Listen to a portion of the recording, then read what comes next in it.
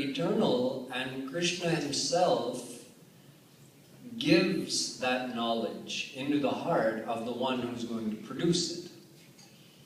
Then that individual, that divine personality, produces that granth in their own words. So the philosophy is always the same. The leelas are generally the same, but there could be some difference in how it's explained, what words are used, that kind of thing.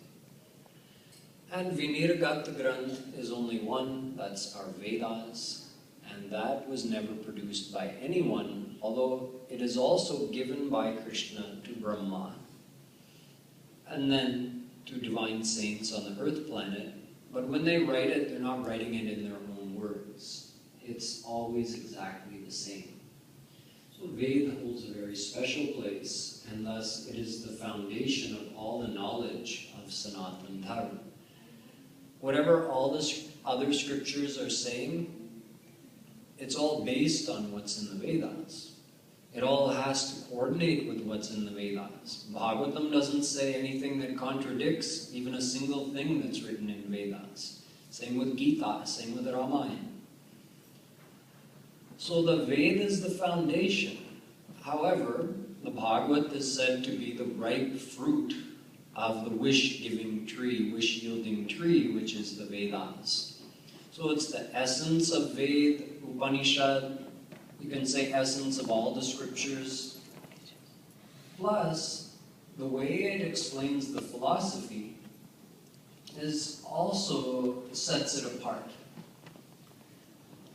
In the Vedas, in the Upanishads, and in all of our other scriptures, the philosophy is completely described.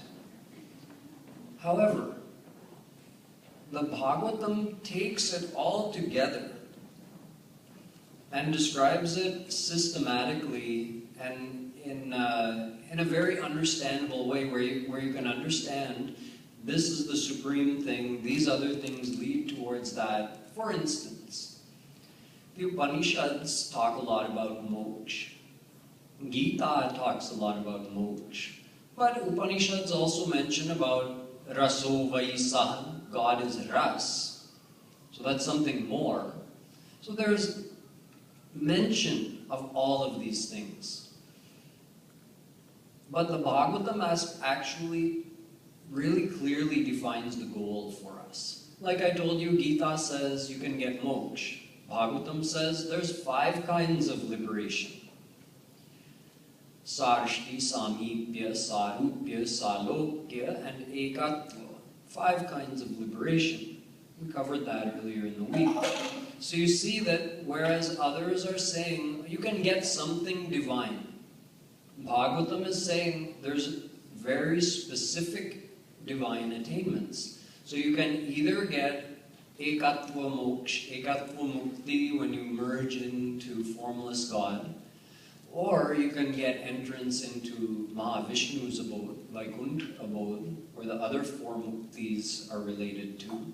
There you get a personal form, you maintain your personal identity, and you get to have a Shant Bhav relationship with God. He's the king, and you're a soul, you're a subject in his kingdom. But Bhagavatam says there's something more beyond that. There's the field of divine love, where Premanand is experienced. So the Bhagavatam tells us that these are different goals, and depending on the desire of a soul, well, he has to surrender to God one way or the other, but depending on what his desire is, that's what Krishna awards him with. So if you only desire liberation, that's all you'll get.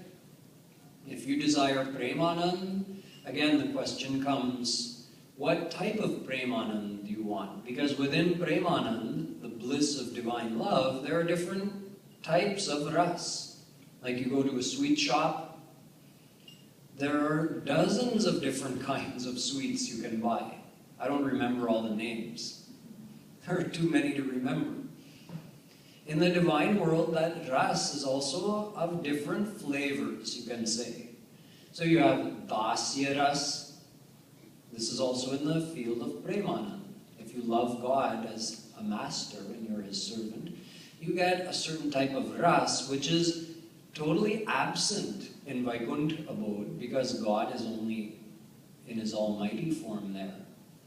And of course it's not revealed in formless God because you can't have any relation with formless God. So you can get dasya ras. A higher form of divine love is sakhya ras, when he's your friend.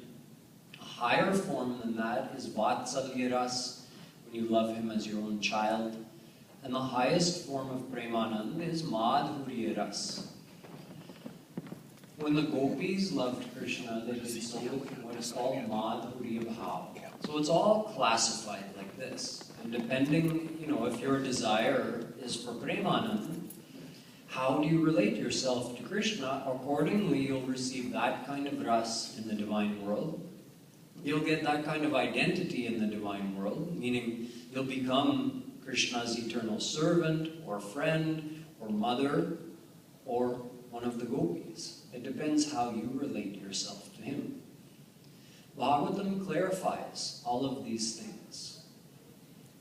Look at the form of God.